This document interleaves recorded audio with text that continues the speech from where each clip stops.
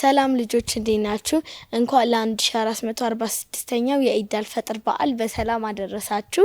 በዛሬው ዝግጅታችን ከአንድ እንግዳ ጋር ቆይታ እናደርጋለን።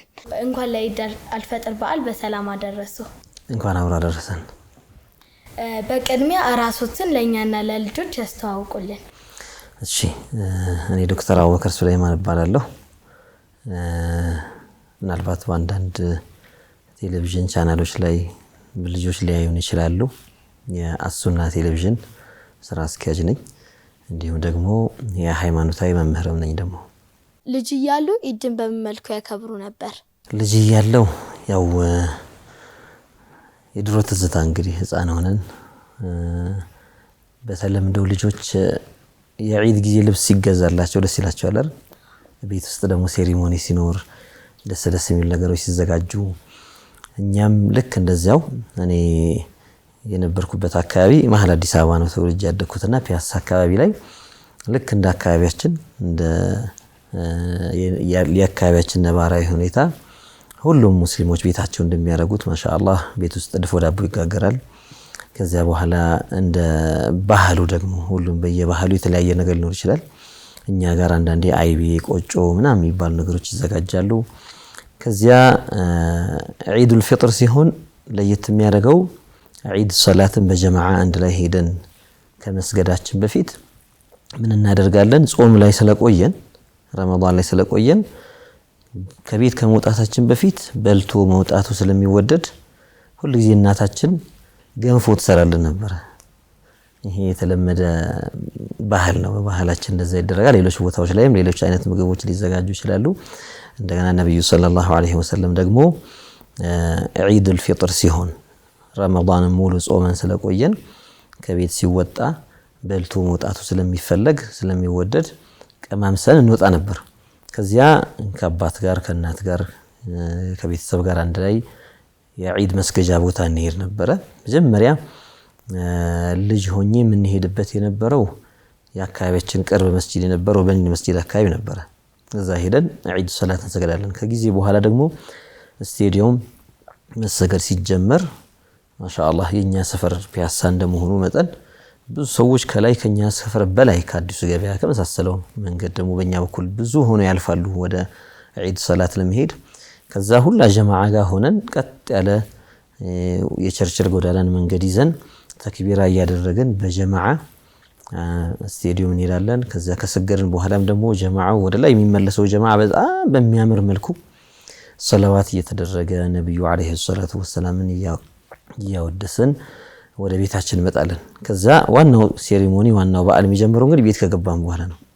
ያው እኛ እንደ ልጅ አዲስ ልብስ እንዲገዛልን ስለምንፈልግ አዲስ ልብሳችንን ለብሳለን።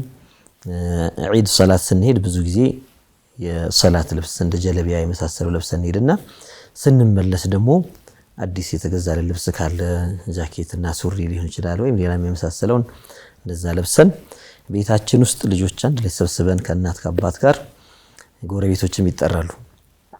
አካባቢያችን ላይ ያሉ በእኛ ቤት ዙሪያ ያሉ ጎረቤቶች ኑ ቡና ጠጡ ይባላል። ይመጣሉ።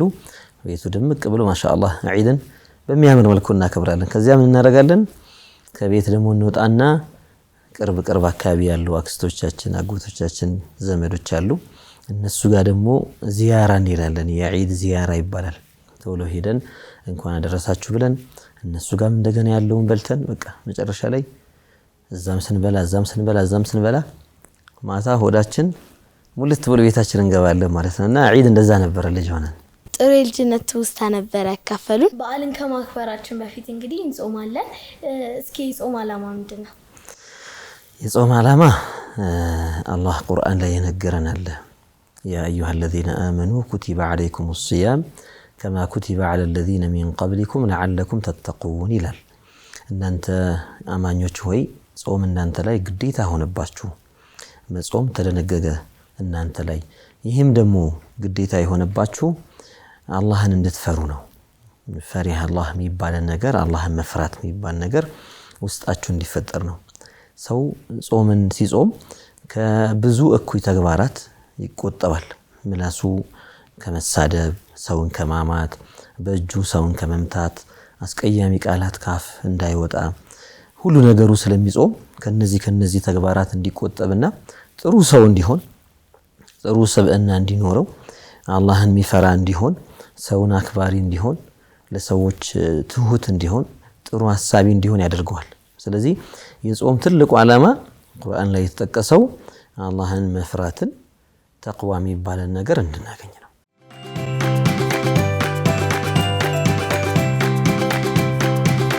አንድ ሰው በምን ምክንያት ላይ ጾም ይችላል? ጾም ላይ ጾምበት የሚችልበት ምክንያት አንዳንድ ጊዜ በህመም ምክንያት ሊሆን ይችላል። ለምሳሌ አንድ ሰው ከታመመ ጾምን ከጾመ የሚጎዳ ከሆነ ጾሙ የሚጎዳው ከሆነ አንዳንድ ሰዎች ካልበሉ ሰውነታቸው ይጎዳሉ አይደል? ራሳቸውን የሚስቱ ይኖራሉ፣ ወይም ደግሞ በሽታቸው የባሰ የሚብስባቸው ይኖራሉ። ሌላ ደግሞ በየቀኑ የሚወስደው መድኃኒት ሊኖረው ይችላል። ሰው ህመምተኛ ይሆንና በማታው ክፍል እንኳን ሊወስድ ማይችል በቀን በየ8 ሰዓቱ መውሰድ አለበት በየዚህ ሰዓት ያክል መውሰድ አለበት የሚባለው መድኃኒት ሲታዘዝለት ያንን ካልወሰደ ህመሙ የሚያገረሽበት ከሆነ የሚከብደው ከሆነ እንደዚሁ በህመም ምክንያት ላይጾም ይችላል። ከዚያ ባሻገር በእድሜ የገፉ አዛውንቶች የእድሜ ባለጸጎች ይኖራሉ። እነዚህ በእድሜ መግፋት ምክንያት ሰውነታቸው ስለተዳከመ ጾሙ ካልናቸው የበለጠ ይጎዳሉ፣ ለጥፋት ይጋለጣሉ። ስለዚህ አላህ ደግሞ ራስን ለጥፋት ማጋለጥን ከልክሏል። አላህ በቁርአን ላይ ወላ ቱልቁ ቢአይዲኩም ኢለ ተህሉካ ይላል። ራሳችሁን ለአደጋ እንዳታጋልጡ ይላል። ስለዚህ ራሳችንን አደጋ ላይ እንዳናጋልጥ በእንዲህ አይነት ሁኔታ ላይ ሲኮን ሰው ሲያመው አሊያም ደግሞ እድሜ በጣም የገፋ ሆኖ ከጾም የሚጎዳ ከሆነ አላህ የጾምን ግዴታ አንስቶለታል ማለት ነው። ሌላ ደግሞ ከሴቶች ጋር የሚያያዙ ነገሮችም ደግሞ አሉ። በሆነ ሁኔታ ላይ ሲሆኑ ማይጾሙባቸው ያው ነገሩ ሰፊ ነው፣ ግን የተወሰኑትን ለመጥቀስ ያክል እነዚህ ናቸው። ያው ከተነሳ አይቀር ሁሉ ጊዜ መጾም ማይችሉ ደህና ይሆናሉ ተብለው ማይከጀል አይነት ሰዎች ሲሆኑ በየቀኑ ለደሃ የሚሰጡት ምግብ አለ። እንደዚህ ያፈሱ ስንዴ ሊሆን ይችላል፣ ገብስ ሊሆን ይችላል። ለአንድ ቀን አንድ ሙድ እንለዋለን በሁለት መዳፍ የሚታፈስ እህል ለአንድ ደሃ ይሰጡና የጾም ግዴታ ይነሳላቸዋል ማለት ነው። ከዛ በተጨማሪ ደግሞ ሴቶች የወር አበባ ላይ ሲሆኑ፣ ሚኒስትሬሽን ላይ ሲሆኑ፣ ወይም ደግሞ የወሊድ ደም ላይ ሲሆኑ እናቶች ከወለዱ በኋላ የሚፈሳቸው ደም አለ። ለተወሰነ ቀናት 40 ቀን ድረስ ሊሆን ይችላል፣ ከዚያ በላይ ከዛ በታች ሊሆን ይችላል። ያ ደም ባለበት ሰዓት ደግሞ መጾም አይቻልም። ደሙ እያለ አንድ ጉዳትም ሊኖር ይችላል፣ ሊያጋጥማቸው ይችላል። አይ እንቋቋማለን ቢሉም እንኳን እስልምናችን አልፈቀደላቸውም እንዲጾሙ። ከዚህ ከወር አበባ ደም ስትጸዳ ወይም ስትጨርስ የፔሪዮዷ ጊዜ ሲያልቅ የወሊድ ደምም ደግሞ እንደዚሁ ሲቋረጥ ሙሉ ለሙሉ ከዚያ በኋላ ወደ ጾም ትገባለች። ረመዳን ካለቀ በኋላ ዒድ ቀን አይጾምም። ዒድ ቀን መጾም ክልክል ነው። ዒድ የበዓል ቀን ነውና መደሰቻ፣ መብያ፣ መጠጫ፣ ቤተሰብ የምንጠይቅበት እንደዚህ የምናደርግባቸው ቀናቶች ቀን ስለሆነ የዒድ ቀን አይጾምም። ከዒዱ ቀን በኋላ ሌላ ረመዳን ሳይመጣባት በፊት ማለት ነው በዚህ በአመት ክልል ውስጥ ምን ታደርጋለች? እነዚያ የጾሟን የተበላሹባቸው ቀናቶችን 5 ቀንም 6 ቀንም ካልጾመች እነዚያን ደግሞ ቀዷ የሚባል ነገር አለ። እነዚያን መጾም ማለት ነው። ሌላ ጊዜ ያንን ያለፈኝን ጾም አለው ብላ በውስጧ እያሰበች ትጾማቸዋለች ማለት ነው። ጥሩ እያብራሩልን ነው ኡስታዝ። ወላጆች ልጆች ጾምን እንዲጀምሩ ምን ማድረግ አለባቸው?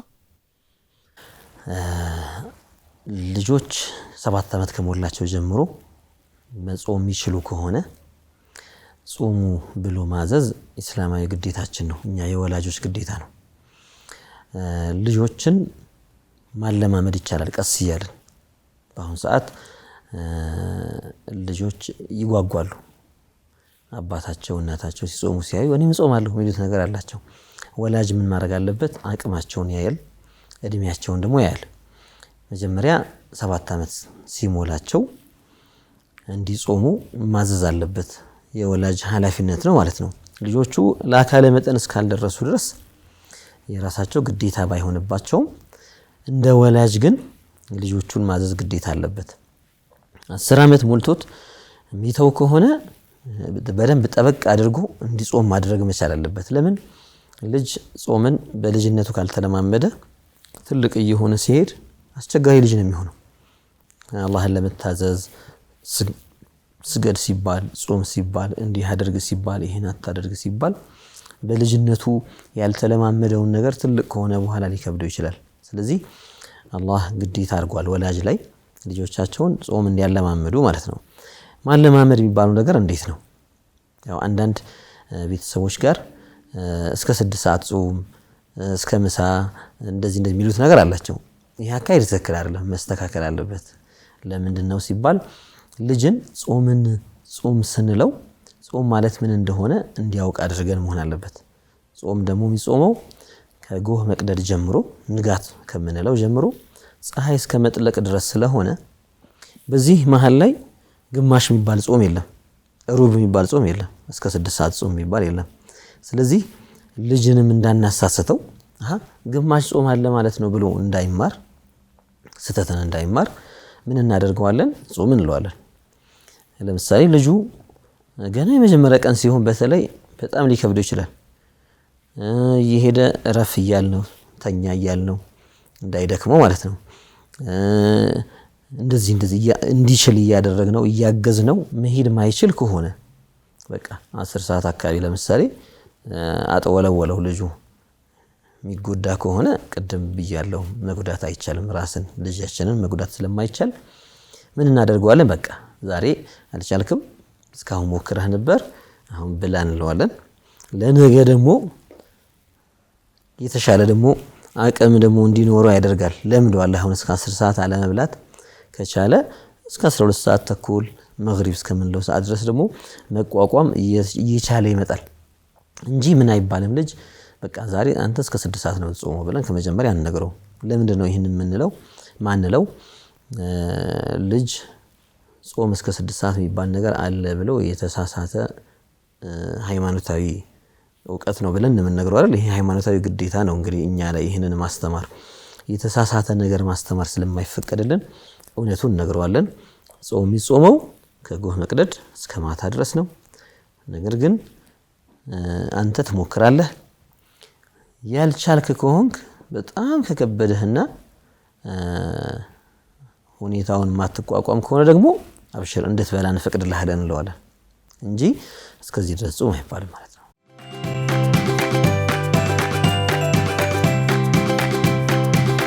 ኢድ አልፈጥር ማለት ምን ማለት ነው?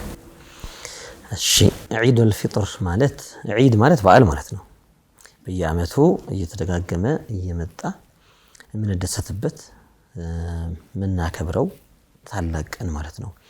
አልፊጥር ሲባል የማፍጠሪያ የሆነ ረመዳንን ጾመን ከዚያ በኋላ ምናፈጥርበት የሆነ ማለትም ጾማችንን ጨርሰን የመደሰቻና በዓል አድርገን ምናከብረው። ያው ሙሉ ስሙ ዒዱል ፊጥር ሲባል የረመዳን የጾም ፍቺ በዓል እንደማለት ነው። የረመዳን የጾም ፍቺ በዓል ማለት ነው። ይሄ ደግሞ ዒድ የተባለው ለምንድን ነው ሲሉ የቋንቋ ምሁራን ምን ይላሉ? لأنه يعود كل سنة كل عام በየዓመቱ የሚመላለስ ነገር ስለሆነ ነው። አንድ ጊዜ ብቻ ሆኖ በእድሜ ልካችን አንዴ የምናየው ሳይሆን ዓመት እየጠበቀ የሚመላለስ ነገር ስለሆነ ዓመታዊ ክብረ በዓል ማለት ነው። ያው ዒድ አልፊጥር ስንል የረመዳን የጾም ፍቺ ስለሆነ ረመዳን የሚለውን ማወቅም ደግሞ አስፈላጊ ነው። ረመዳን የወር ስም ነው። ያው በብዛት ይሄ ወር በሚመጣበት ሰዓት ሙቀት ኃይለኛ የሚሆንበት ከፍተኛ ሙቀት የሚኖርበት ጊዜ ነው። በተለይ በአረቢያው ምድር ላይ በጨረቃ ወራቶች 12 ወራቶች አሉ። ከነዚህ 12 ወራቶች 9ኛ ወር የሚመጣው ረመዳን ነው። 9ኛ ወር ረመዳን ይባላል። አላህ ጌታችን የዓለም ፈጣሪ ይህንን የ9ኛውን ወር ከ12ቶቹ ወራቶች 9ኛውን ረመዳን የተባለውን ወር እንድንጾመው ግዴታ አድርጎብን የምንጾመው ወር ነው ማለት ነው። ያው ረመዳን ከተባለ በወር ስምነት ነው የሚታወቀው። 12ቶቹ ወራት ተብሎ ከ12ቶቹ ወራት 9ኛ ወር ማለት ነው። ይሄ ረመዳን በተለየ መልኩ እኛ ረመዳንን በምን መልኩ ነው ለየት አድርገን የምናስበው ከተባለ አላህ የጾምን ግዴታ ደንግጎ እንድንጾመው ስላዘዘን ነው። ያው ነብዩ መሐመድ ሰለላሁ ዐለይሂ ወሰለም መጀመሪያ ሲላኩ ሰዎችን አንድ አምላክን ተገዙ፣ ፈጣሪን አምልኩ፣ በአላህ ላይ አታጋሩ፣ ፍጡራን የማይመስለውን ግዑዝ ያልሆነውን ይሄ ጣዖት አምልኮን ተውና ከመዳሰስ ከእንጨትነት ከብረትነት ከግዑዝነት ከሰውነት ባህሪ የጠራውን አምላክ ብቻ ተገዙ ብለው 13 ዓመት መካ ላይ ያስተማሩ ነበር። ከዚያ ብዙ ህግጋት አልመጡም። ወደ መዲና ከሄዱ በኋላ እንግዲህ በእነዛ 13 ዓመታት ረመዳን የሚባል ወር አርፏል ማለት ነው አይደል? ብዙ ረመዳኖች አልፈዋል። እሳቸው ከተወለዱ ጀምሮም ረመዳን የሚባል ወር ነበር። ያው ከዛ በፊትም ነበር። ከ13 ዓመት ከመካ ቆይታ በኋላ ወደ መዲና ሂጅራ ሲያደርጉ መዲና በሄዱ በሁለተኛው ዓመት ላይ ረመዳንን ወር ጾሙ ተብለው ታዘዙ። እሳቸው ህዝቦቻቸው ተከታዮቻቸው በጠቅላላ ማለት ነው። ስለዚህ የረመዳን ወር በጣም የተለየ ወር ነው። አላህ ያከበረውና ያላቀው ወር ነው። ለይለቱል ቀድር የምትባል ሌሊትን ውስጡ ላይ ያስቀምጡባታል። ይህቺ ከሌሊቶች ውስጥ በጣም ትልቋ ሌሊት እሷ ነች። ከ1000 ወር የምትበልጥ ደረጃ ያላት ሌሊት ነች ይቺ ለይለቱል ቀድር የምትባለዋ ማለት ነውና ይህንን የያዘችዋ ወር ወይም ይህንን የያዘው ወር ምን ይባላል? ረመዳን ይባላል። ለዚያ ረመዳን የጾም ወር ነው። ቁርአን የወረደበት ወር ነው። ለይለቱል ቀድርን የያዘ ወር ነው። ያቺ ክቡሯን ሌሊት የያዘ ሌሊት ነው ወር ነውና ከወራት ሁሉ የሚበልጥ የወራት ንጉስ እንለዋለን። የኢድ ዕለት ልጆች በምን መልኩ ማክበር አለባቸው? ዒድን ያው የራሴን የዒድ ተውስታ የልጅነቴን ሁኔታ ስናገር አብሬ የተወሰነውን ጠቅሼዋለሁ። ዒድን ስናከብር በመጀመሪያ ደረጃ ልጆችን ብንሆን ገላችንን መታጠብ ይፈልጋል። ለዒድ ቀኑ ክቡር ቀን ነው። ሁለተኛ የሰውነት ንጽህናም በየትኛው ጊዜ ተፈላጊ ነውና በይበልጥ ደግሞ በዓላት ሲሆን ሰው ራሱን ንጹህ አድርጎ ሲገኝ ጥሩ ይሆናል። ራሳችንን በደንብ እንታጠማለን። ከዚያ በኋላ እንደ ልጆች ማለት ነው አዲስ ልብስ ካለ ወላጆቻችን ከገዙልን አቅማቸው ፈቅደው ከገዙልን ማለት ነው አዲስ ልብስ እንለብሳለን። አንዳንድ ደግሞ አቅማቸው ደካማ የሆኑ ወላጆች ይኖራሉ፣ መግዛት ማይችሉ ሊኖሩ ይችላሉ። እንደዛ ከሆኑ አባትና እናታችንን ማስጨነቅ የለብንም ማለት እንደ ልጅ ወላጆችን ማስጨነቅና በቃ እንትና ተገዝቶላቸዋል እኔ ካልተገዛልኝ ብሎ ወላጅን ማስጨነቅ የለበትም። አቅሙ ከፈቀደና ወላጅ ተመችቶት ካደረገልን ከገዛልን አዳዲስ ልብሶቻችንን ለብሳለን። ከዚያ ከወላጆቻችን ጋር ራሳችንን እየተጠነቀቅን ከወላጆቻችን ሳንርቅ በተለይ በእድሜ ዝቅ ያሉ ልጆች ቢጠፉ ችግር ስለሚሆን ከወላጆቻቸው ሳይለዩ ለዒድ ሰላት አብረው ይሄዳሉ። ምናልባት ራሳቸውን የሚያውቁ ወጥተው መግባት የሚችሉ ከሆኑ ችግር የለም፣ ለራሳቸው ጥንቃቄ ያደርጋሉ። አለዚያ ግን አነስ ያሉ ልጆች ግን ከወላጆቻቸው አቅራቢያ ሳይርቁ ዒድ ሰላትን አብረው መሄድ አብረን ሰግደን ከዒድ ሰላት በኋላ ደግሞ ወደ ቤታችን እንመለሳለን።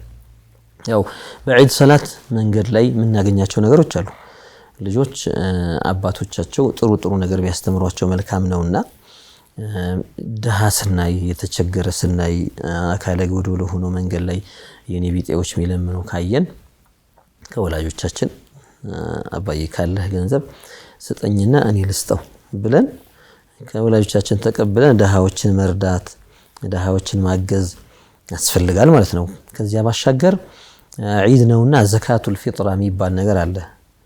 ለእያንዳንዳችን እኛ እንደ ወላጅ የራሳችንን እንደገና ደግሞ የልጆቻችንን ማውጣት ስላለብን ልጆች ራሳቸው መጠየቅ መቻል አለባቸው። አንዳንድ የሚዘናጉ ወላጆች ካሉ አባቴ ዘካቱል ፊጥራ የኔን አውጥተህልኛል ወይ? የሚሰጠው ለደሃ የሚሰጣለ ስለኔ ስለ ወንድሜ ስለ እህቴ ስለ ቤተሰብ ክፍል የሚሰጣለና ይህንን ሰጥተህልኛል አልሰጠህልኝም ብለን መጠየቅ ያስፈልጋል። ለምን አባት እናትም ግዴታቸውን እንዲወጡ ማለት ነው። ይህንን ካደረግን በኋላ ምን እናደርጋለን? ወደ ቤት እንመለስና የቅርብ ዘመዶች በቅርብ አካባቢ ላይ የሚገኙ ወይም ጎረቤቶች ካሉ ሄደን እንዘያይራለን። ዚያራ ማለት ያው ጉብኝት ማለት ነው። እንኳን አደረሳችሁ ብለን ተመልሰን ቤታችን መተን ነው ቤታችን ውስጥ የሚደረገውን የዒድ አከባበር ከቤተሰብ ጋር በደስታ እናሳልፋለን። ብዙ ጊዜ ልጆች ዒድ ሲሆን ፈንጠዚያው ዝላዩ ምኑ ደስ ስለሚላቸው አንዳንዴ ወላጆቻቸው የሚፈልጉትን ነገር አያስቡም። ማለት ወላጅ ምን ሊፈልግ ይችላል? ልጁ ለተወሰነ ደቂቃም ቢሆን አብሮት ቢቀመጥና የሆነ የደስታ ጊዜ ቢያሳልፉ ይፈልጋል። ልጅ ደግሞ ብሎ ውጪ መሮጥ እዚያም መሄድ አፉፋ መግዛት ፊኛ አይስክሬም መግዛት ምናምን ላይ ያተኩራልና ልጆች ምን ማድረግ አለባቸው? ወላጆቻቸው የሚያስደስታቸውን ነገር ያደርጉላቸው መጀመሪያ። ከዚያ በኋላ ከፈቀዳችሁልኝ ትንሽ ወጣ ብዬ ደግሞ ዞር ብዬ ደግሞ ወደምጣ ብለው አስፈቅደው የራሳቸውን ደስተኛ ሆነው መዋል ይችላሉ። አባት እናታቸውን ማስደሰት አለባቸው። በዚህ መልኩ ልጆች ዒድን ማክበር አለባቸው። እንግዲህ ኡስታዝ ጥሩ ቆይታ እያደረግን ነው። በዓል ሲሆን ብዙ ገጠመኞች አሉ። እንግዲህ እርሶ በገጠመኝ ካሉት ለኛም ለልጆች ቢያጋራ። እሺ፣ እንደ ፕሮግራሙ የልጆች ፕሮግራም ስለሆነ ማጋራችሁ የልጅነት ገጠመኝ ነው። ያው ልጅ ሆነን እንደማንኛውም ልጅ ዒድ ሲመጣ አዲስ ልብስ እንዲገዛልን እንጓጓለን አይደል? እኛ ፒያሳ አካባቢ ነበርን ብዬሻለሁ አይደል? ቅድም የተወልጄ ያደኩበት ሰፈርና ፈጣን መደብር ይባላል። እዛ ጋር ፒያሳ መሀል ፒያሳ ሲኒማ ኢትዮጵያ የሚባል ሰፈር አካባቢ ልብስ ምናምን ጫማ መሸጫ ነውና በዛ በኩል ስናልፍ በቃ ማየት ልብሶችን እናያለን፣ እንመርጣለን። ይሄ ልብስ ለዒድ በተገዛልኝ እያለን ምን ጓጓቸው ልብሶች አሉና የሆነ ጊዜ ወላጆች ይገዙልኝና ለዒድ በጣም ጓጓ ልብስ ነበረ። ከዛ ልብሱ መጥቶ ተቀመጠ። ያው የተለመደ ነው የልጅ ነገር። የተገዛለት ልብስ እንግዳ መጣ ቁጥር ለዒድ ልብስ እኮ ተገዛልኝ እያለ ያወጣ ያሳያልና ልቤ በጣም ተንጠልጥሎ ነበርና እዛ የሚያምር ልብስ ነበር እና ወላጆቼ የነገሩኝ እንግዲህ በጣም ከመጓጓት የተነሳ የዒዱ ቀን ሌሊት ተኝቼ በህልሜ ልብሴን አንጡ ልብሴን እያልኩ ነበረ ብለው እናቴና አባቴ ነግረውኛል። እንደዛ ቤተሰቦቼና የዒድ አንዱ ገጠመኝ ይሄ ነው። ለኛም ለልጆች በስተመጨረሻ ማስተላለፍ የሚፈልጉት መልእክት ካለ እድሉን ልስጡት። እሺ፣ ልጆች ይህን ፕሮግራም የሚከታተሉ በየትኛውም እድሜ ላይ ያሉ ልጆች መጀመሪያ እንኳን ለ1446ኛው ዓመተ ሂጅራ የዒዱል ፊጥር በዓል በሰላም አደረሳችሁ። ዒዱን ወላጆቻችሁን በማስደሰት አቅራቢያዎቻችሁ በዙሪያችሁ ያሉትን የቤተሰብ ክፍሎች ቅር በማያሰኝ መልኩ እነሱን በሚያስደስት መልኩ እንድታከብሩ ላስታውሳችሁ ወዳለሁ። ከዚያ ባሻገር ደግሞ ረመዳን ላይ ሰላት ላይ ጎበዝ የነበራችሁ የወላጅን ትእዛዝ ያከበራችሁ ጥሩ ስትሰሩ የነበራችሁ ልጆች ከረመዳን በኋላም እንዳትሳነፉ ሰላታችሁን ጎበዝ ሆናችሁ እየሰገዳችሁ እንደገና ደግሞ መሰረታዊ የዲን ትምህርት የሃይማኖታችሁን እውቀቶች ከጥሩ ኡስታዞች የዲን መምህራን እየሄዳችሁ እየተማራችሁ የዱንያ ትምህርታችሁን አካዳሚክ ኖሌጃችሁን በዚህ በኩል እንደገና ደግሞ የዲን እውቀታችሁን በዚህ ጎን ለጎን እያስኬዳችሁ ጠንካራ ዜጋ እንድትሆኑ መልእክቴን አስተላልፋለሁ። ጥሩ ቆይታ ነበረን ኡስታዝ። እንግዲህ ጥሩ ምላሽ ሰጥተውናል። በድጋሚ በጣም አድርጌ አመሰግናለሁ። እኔም አመሰግንሻለሁ። ልጆች የኢድ አልፈጥር በዓል የተከታተላችሁትን ይመስል ነበረ። በድጋሚ እንኳን ለ1446ኛው የኢድ አልፈጥር በዓል በሰላም አደረሳችሁ። ደህና ሁኑ ልጆች። መልካም በዓል።